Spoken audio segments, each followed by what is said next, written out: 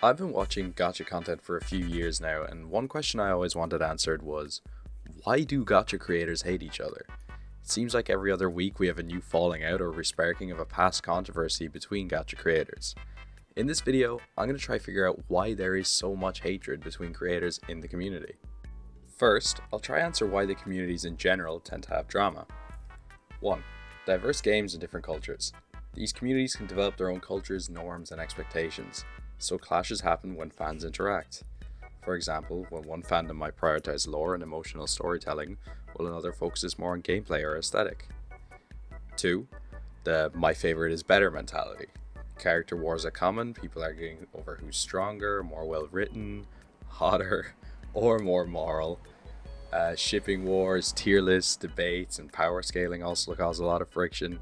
Since gacha games thrive on character attachment, people take criticism very personally. Elitism and gatekeeping. Players who've been around longer sometimes look down on newer fans or mobile-only players. Whales, people who spend a lot of money on the game, versus free-to-play, can also create tension. Some fandoms get accused of being cringe or toxic by others, leading to fandom versus fandom beef. Gacha games encourage obsession. These games are designed to keep you emotionally and financially invested, which can intensify feelings. When people invest time, money, and emotions into a fictional world, any disagreement can feel like a personal attack. And finally, content creators and social media drama. Twitter/X, TikTok, Reddit, and Discord often amplify drama. One small opinion can spiral into a community-wide battle.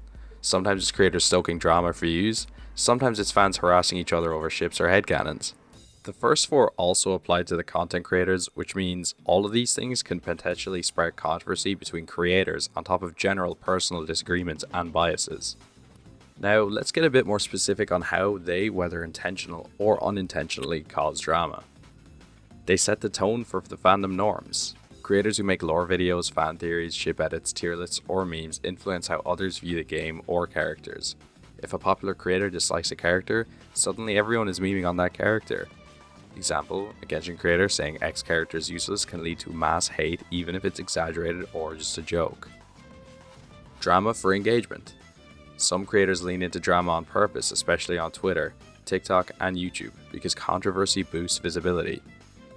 This could be clickbait hot takes or exposing other creators or accusing them of things, whether it's valid or not. Even a small creator can cause a chain reaction if their post hits the algorithm. Parasocial dynamics. Some fans get too attached to creators and take their opinions as gospel. This creates cliques, fans who blindly defend or attack others based on what their favorite creator said or did. When creators fight or cancel each other, it often leads to mass fandom warfare.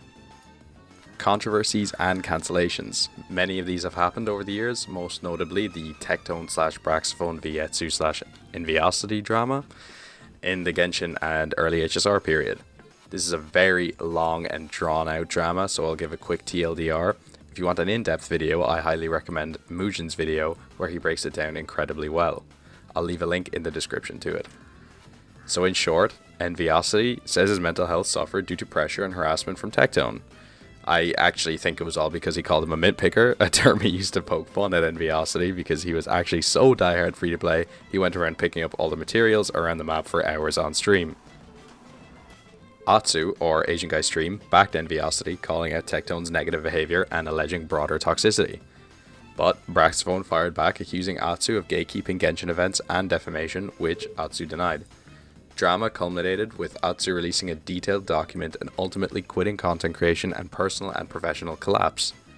Obviously, this is a lot more nuanced, so I highly recommend watching Mugen's video and drawing your own conclusions. More recent ones would include Saint Tontas versus Mr. Pokey, which was basically just Saint calling Mr. Pokey out for giving bad takes, then Mr. Pokey crashing out on him and Tectone for some reason. And another where Wuwa theory crafter Meiki basically made bullshit, completely unattainable statistics in her spreadsheets, which Saint Tontas also called out. This is also after she was released from the Wuwa partner program as she was leaking character kits. So why do all these controversies begin? One of them would definitely be because of money and metrics, or competition. Many creators depend on views, clicks, and sponsorships to make a living. Be it first with guides, leaks, or tier lists, get into the creator program, or get early access, or clout, whatever. This all causes tension between creators who support different games or accuse each other of selling out or gatekeeping. Creator programs and NDAs. Games like Eachother and WoWA have creator programs with early access, rules about leaks, marketing incentives. If creator leaks info, criticizes the devs, or even plays a rival game, they risk getting dropped or banned. This creates drama about unfair treatment, favoritism, censorship, and viewers often take sides, making it worse. Engagement farming. Whether if it's on purpose or not, creators sometimes intentionally bait drama with spicy titles like X game is dying, X character sucks, stop playing X game is better. Even if it's sarcasm or an opinion, these posts go viral, especially on TikTok, YouTube, and Twitter, then get misinterpreted, quote-tweeted, and spread. Community policing and morality fights. Many controversies start because a creator is accused of doing something immoral, sharing/leaking content, saying something toxic about another game, fandom, or person. Even minor issues like calling a character bad or joking about lore can get inflated into call-out threads, especially in tight-knit fandoms. Old fandom baggage. Creators often move from one gacha games to another, bringing existing reputations or beef with them. So when a creator switches a game, old fans might accuse them of betrayal or clout chasing, bring up past drama, even if it's unrelated. This is why creators who are big in Genshin or HSR are under scrutiny when they jump into another game, or even from Genshin to HSR. Fandom rivalry fuels the fire. Players already argue about which game is better. When creators amplify that rivalry, it turns into, your favorite is mid, you just salty, your game sucks. This creator only hyped X game to farm X views. Creator often becomes stand-ins for the fandom's feelings, so one tweet or tier list can set off hundreds of angry replies. So as a TLDR, gacha creator drama usually starts because of a mix of platform incentives, fandom culture, creator behavior, and once the audience picks sides, it explodes. So, how do we begin to avoid these massive controversies? For content creators, don't mix personal and public beef. DMs are for disputes. Public posts is just escalation. For example, Atsu and Brax's drama exploded because private miscommunication became public war. That made it impossible to de-escalate. As a rule of thumb, if the issue isn't criminal or urgent, don't post about it until you've tried to solve it privately. Avoid vague posting / subtweets. If you hint at drama without naming names, fans will speculate and turn it into something worse. That's what triggered multiple pylons in the Atsu-Brax conflict when fans tried to guess the villain. Don't weaponize your audience. Don't encourage your fans to defend you. Tectone, for example, was accused of letting his community dogpile people. Even if unintended, it reflects poorly on the creator.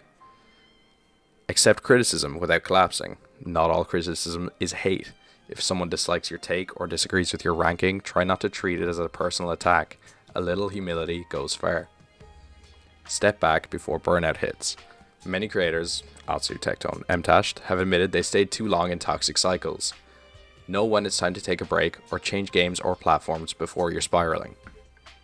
Streamers aren't anime protagonists, they're people. Don't hold them to fan fiction morality standards or excuse awful behavior just because they're funny or based.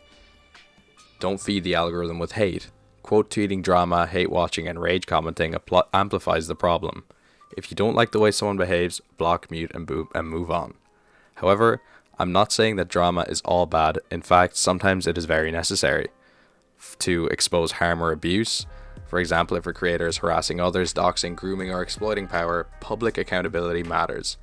If private resolution isn't possible or safe, if people are being silenced or gaslit, and if it protects others from real harm. These cases often get buried unless someone speaks out, and silence protects abusers. Challenge systemic gatekeeping. For example, if a community is being run by a clique that blocks others from opportunities unfairly, it's worth calling out. Drama here can expose favoritism, NDAs, or blacklists, especially relevant in the gacha space, like how some creators claim they were punished for covering Wuthering Waves. This matters because these confrontations can lead to fair access and policy changes. Defend the truth. For example, if someone's lying publicly about you and it's affecting your livelihood or reputation, a measured response may be necessary, especially if they are weaponizing their audience. But the goal should be correction, not revenge. This matters because letting misinformation fester can damage you and others who might be targeted next. As a final thought, drama should be a last resort, not a content strategy. but sometimes silence does more damage than speaking up. The difference is intent, clarity, and care.